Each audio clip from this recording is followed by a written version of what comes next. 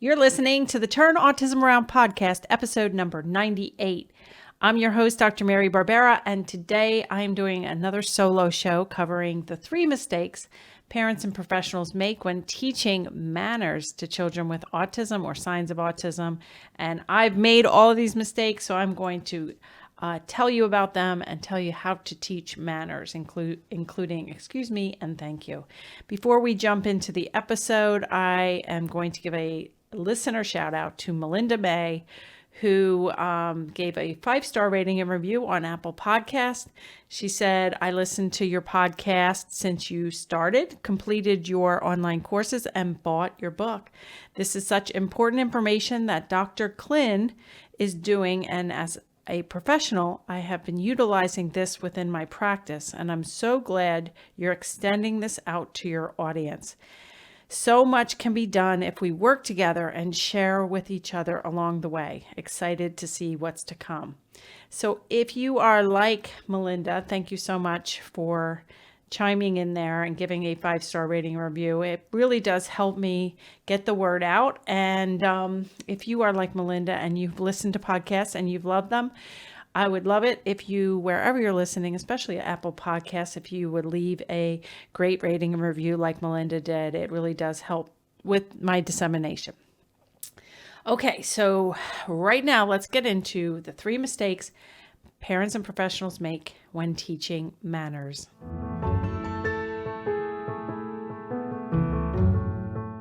Welcome back to another episode of Turn Autism Around. Let's dive into those 3 mistakes parents and professionals make. So like I said, made all of these mistakes. And early on, we were so eager to teach my son Lucas manners that we ended up inadvertently chaining all the manners together and really making a mess of things.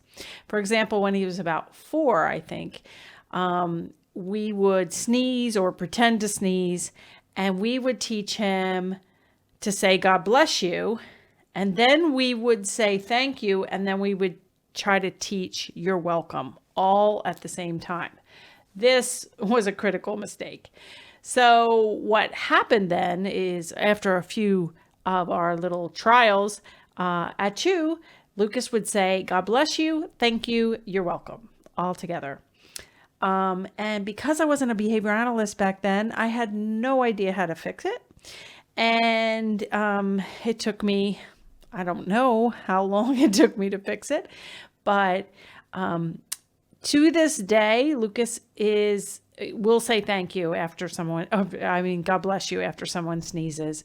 But we do not teach you're welcome, and he doesn't say you're welcome, but he does say God bless you. He says thank you. He says excuse me. He says move please. And today I'm going to talk about the 3 mistakes and also what to do instead so that you can have a child that has good manners. And I remember back, probably when Lucas was a teenager, he needed to get a 2-day EEG to rule out seizures at a medical center. And I had to stay over with him, of course, for the 2 days. And he tolerated it well. And we were able to rule out seizures at that time. And I remember all the nurses there were so impressed with his manners. And it kind of made me laugh because, the messes we made with his manners early on gave me a chuckle. But like I said, we did teach Lucas to have really good manners. And it was several nurses who complimented Lucas and me on his manners, even though he has pretty impaired verbal abilities. He can communicate, but he is not conversational. So let's talk about mistake number 1. Mistake number 1 is, like I did with Lucas, teaching manners too early before your child or clients have hundreds of spontaneous 2-word utterances. I used to say 1 to 2-word utterances, but I recently did a podcast where we talked about the mistakes that people make when building language. And some research that I found out about through Dr. Carbone's National Autism Conference lecture shows that really we need to develop 2-word pivotal phrases before we can really hone in on teaching more advanced language, such as manners. So we don't want to teach too early. If your child can't request what they need, they can't label hundreds of items, they can't label some actions, they can't request some actions, they can't imitate, they can't match, they can't talk. Teaching please and thank you, which a lot of early intervention professionals recommend, and a lot of parents are eager to teach. If it's taught too early, it may very well backfire. So I just teach a lot about length of utterance, like adding carrier phrases, which I would suggest you avoid. I did a video blog on why I would avoid teaching carrier phrases, and carrier phrases are at the beginning, usually at the beginning, sometimes at the end, but they're pat rote kind of responses. So once a child can ask for cookie, a lot of times people recommend teaching I want, or once they can label sky or cup, somebody might, well-meaning, they're trying to expand length of utterance, but they might teach that's a, or I see a, and those pat phrases really get in the way when we're trying to teach more flexible responding. So the length of utterance is a big deal. I like to go with, instead of word length, I like to go with syllable length. And so adding a please or thank you, like I want cookie, please. That's a lot of syllables. I want cookie, please. That's 5 syllables. If you don't have spontaneity with 1 to 2 syllable words, teaching rote responses like that is probably going to not be a good idea. The other thing that we look at when we look at length of utterance is articulation. So if the cookie sounds like oogie or ooey, adding more words and more syllables really is just going to get in the way. And we have to really think about please and like what does that do for the child? Pretty much nothing. It reminds me of a little boy I saw years ago, and he had some words, and I was trying to assess him, and he was reaching for this bag of chips, and he was saying chip or I want chip, and I would give him a chip, or I would break off half a chip and give it to him, but he was having problem behaviors. He was tantruming. And I said to his mom, like, why is he tantruming? And she said, because he wants the whole bag. He wants a whole chip. And so adding, I think he was even saying please. So he was saying, I want chip, please. And I was giving him a chip, but he wanted the whole bag. So he didn't have enough language. So that I want and please really was not helpful. Like whole chip, which is a pretty intense concept. So that's probably too early to teach, but we need to teach actions, adjectives, and nouns and get kids flexibly responding. Avoid putting please on the end of things. It's just going to add more length of utterance, more articulation problems potentially, and it could shape up weird language if we're not careful. Okay, so what we want to do instead of starting manners too early is we want to focus on the child's wants and needs. The demand or requesting should be at the center of each child's programming. It should be at the center of what if I were learning a foreign language, I would be wanting to know, like say I was going to Japan tomorrow and I know 0 Japanese. So what kind of words am I going to look up in the dictionary or have an app on my phone? I'm going to look for words like eat, taxi, drink, hungry, those are all requests to meet my needs. I'm not going to look up in the dictionary how to say things in a complete sentence because that's obviously very complicated. So we want to really focus on one word utterances, 1 to 2 syllables. And then as we expand to 2 word utterances, we want to slowly expand those syllables and the complexity. And we want to forget about manners early on. Okay. So mistake number 2 is chaining manners together. That's the example I used with Lucas. God bless you. Thank you. You're welcome. Another big one, big manners, big part of manner. An example of a manner that's chained together is I'm sorry. And I did do a video blog on I'm sorry, so you may want to check that out. Anything I'm mentioning here that you quote unquote may want to check out, you can find in the show notes at marybarbera.com/98. I know you may be exercising or driving in a car or doing other things, but you can always get to the show notes.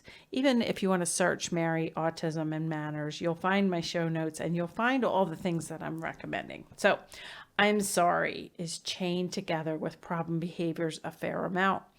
So child has problem behaviors, and so they have language and they have the ability to echo you. I did a podcast on echoic control. So the child hits his brother and mom comes in and brother's crying and the child with autism is sitting there and mom says, that's not nice. Say, I'm sorry. The child says, I'm sorry. And it gets chained together. So next time Johnny hits his brother, he might be hitting him saying, I'm sorry. I'm sorry doesn't cancel the fact that now we have a hitting problem. We have aggression.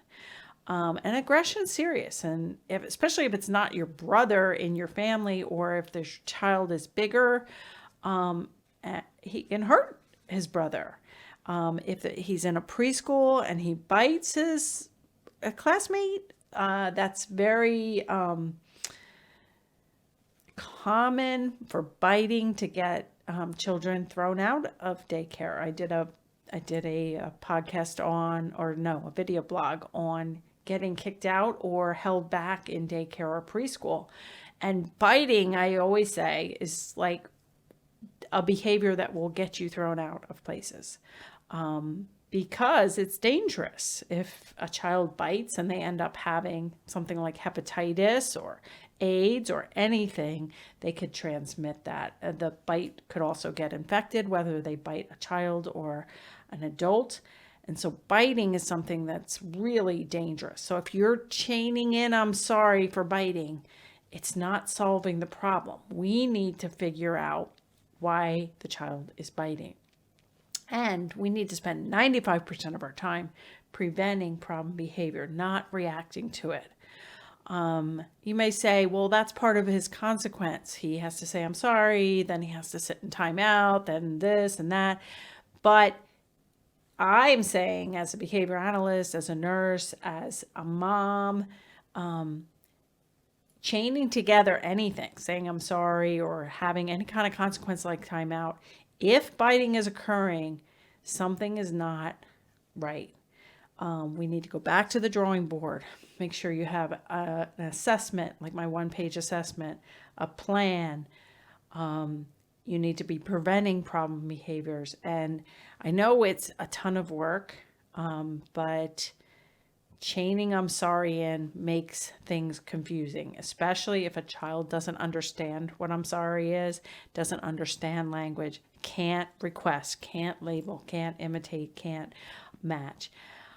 All of those skills, they may sound like they have nothing to do with problem behavior and nothing to do with manners, but we need to look at the whole child and make sure that the child is as safe as possible, which if they're having problem behaviors, they're not being safe. They need to be as independent as possible and as happy as possible. And prevention is key. So teaching I'm sorry is difficult and really needs to be on the back burner until your child has developed language. If you follow the VB map, which my courses go over how to use the VB map pretty extensively, unless your child is in level 3 or beyond the VB map areas, has a language ability of at least a high 3-year-old or a 4-year-old or beyond, they are not going to be able to understand I'm sorry. And that's just going to mess with the language and chain things together like I chained thank you, God bless you, thank you, you're welcome. Okay, so the first mistake to avoid is teaching manners too early. And the number 2 mistake that I see that I've made in the past is chaining manners with other things, chaining manners with other language before the child's ready, chaining them with problem behavior. And the third big mistake that I see is once the child is ready to learn manners, not teaching it systematically. So when the child is ready, and I learned actually some of this pretty early on when Lucas was 4 or 5. He didn't have a lot of language, but I was able to teach him excuse me and thank you based on the advice I saw in a workshop presented by Dr. Bridget Taylor.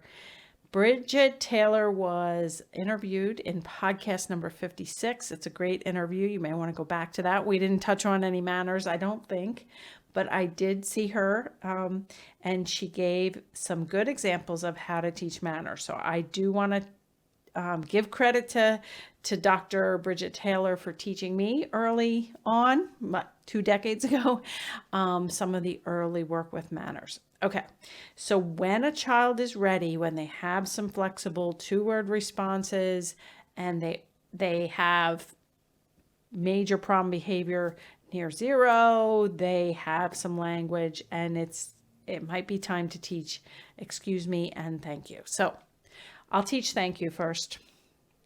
So thank you. The best way I have found, based on some of the examples that I saw early on, is to have the child request what they want. So say it's a drink, right?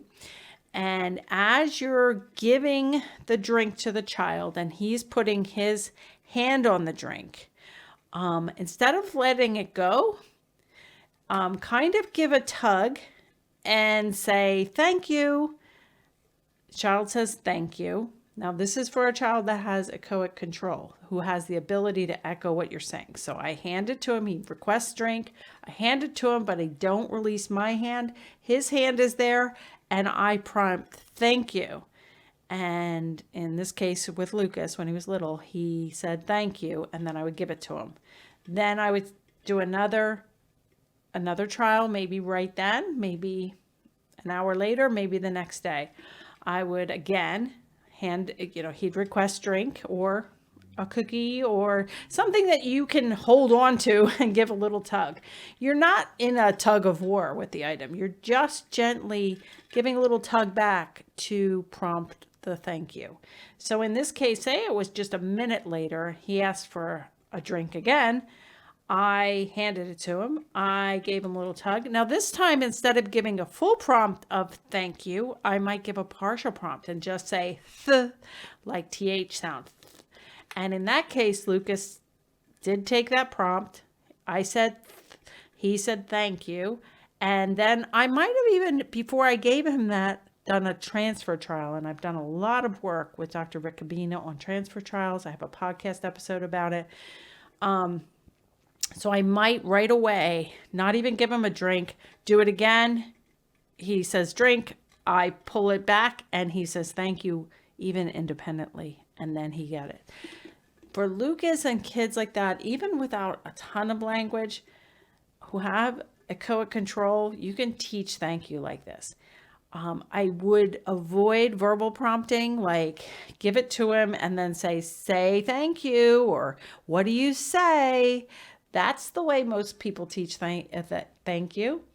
And it gets kids really prompt dependent. So I like to give a little tug on the item and see if you can reduce your prompts and teach the child to say thank you. So that is how I routinely teach thank you. The other early manners that I teach is excuse me. So when I saw Bridget Taylor 2 decades ago, and I have not a great memory. So if I can remember a video she showed 2 decades ago, it was powerful, right? So it was an older child. So Lucas was only like 4 years old when I saw Bridget Taylor for the first time. It was an older child that came behind Bridget or somebody she was working with. This older teenager, this person standing in front of the teenager was blocking access to cookies or something that the teenager wanted. So they were blocking it. The teenager came kind of close to them, behind them. And then there was a third person standing there, like a therapist or a mom. And she prompted, excuse me. You can even prompt the teenager or the young child tapping on the shoulder and saying, excuse me. And then the therapist or the adult would move out of the way and the child would get access to the reinforcement. So when I saw this, I thought, excuse me seems like a pretty reasonable thing to teach Lucas, even though he was 4, he didn't have a ton of language, but we did have, I probably didn't even know what it was called, but he would echo us. So I remember he was doing ABA in the basement, day in and day out for 6 to 8 hours a day. I mean, it was very rigorous. And I remember one of his reinforcers was that he really loved this CD playing, the music, nursery rhymes. And we would play bits of it and stuff. But only with this one song, Mary Had a Little Lamb, Lucas, who was 4, would hop up out of his seat and he would run around the room. Something in that song made Lucas run around the room. So what we did after I went to that lecture, and I thought, okay, how could we prompt him in a fun way? Like, especially early on when he's maybe not ready to teach manners. How could we see if this could work? So what we did was Lucas, we played Mary Had a Little Lamb. He would hop up and he would start running. And I would gently put my arm out to block him and say, excuse me. And he would echo, excuse me. And I would pull up my arm right away and he would keep running around. And then even during the song, I may have gotten 5 trials in. Stop him. He would say, excuse me. I would remove. And I swear within 1 or 2 Mary Had a Little Lambs, Lucas said, excuse me.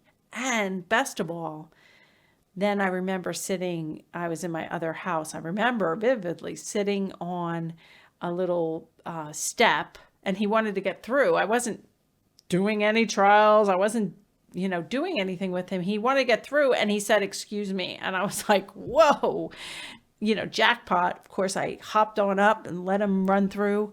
But it was just teaching him, excuse me, with the Mary Had a Little Lamb. So those are how I teach early manners. I don't teach God bless you because what's in it for the child? There's something in it to teach thank you because I'm tugging at the item gently. And there's something in excuse me that are built-in reinforcement. And so I would start with those 2 and then go from there. So in summary, don't teach manners too soon. Wait for a fair amount of language to come in. If you don't have a code control, you may want to check out that podcast or video blogs. Don't change please and carrier phrases to requests. And definitely don't chain I'm sorry to problem behaviors. And when it's time to teach manners, teach them systematically. I would start with excuse me and thank you, which tend to be the easiest to teach. And I hope you enjoyed this short podcast. I think it's important. I think it's important that we teach our kids to be as polite as possible. And you can teach it in a fun way like I did and really see improvements pretty quickly if the child is ready. So if you like this episode, I would love it if you hop on Apple Podcasts or wherever you're listening, give me a great review and rating. If you didn't like it, or if there's something that is causing you not to give a 5-star review, email us at info@marybarbera.com. We're open to constructive feedback. It's just we need to get the word out that I do have techniques to help parents and professionals help kids with autism or signs of autism do better, talk more, tantrum less, and help them with eating, sleeping, potty, desensitization to the doctors, dentists. Those are all really big concepts. They're all going to be covered in my new book, Turn Autism Around, which is coming out in the spring. And I'm covering them here in my podcast. I need you to come out and help me in this action to get the word out that there is a better way and that we want our kids and ourselves to live happier lives, be more independent, and get to their fullest potential, and have all of us get to our fullest potential too. That's my goal. So have a great day, and I hope you enjoyed this podcast.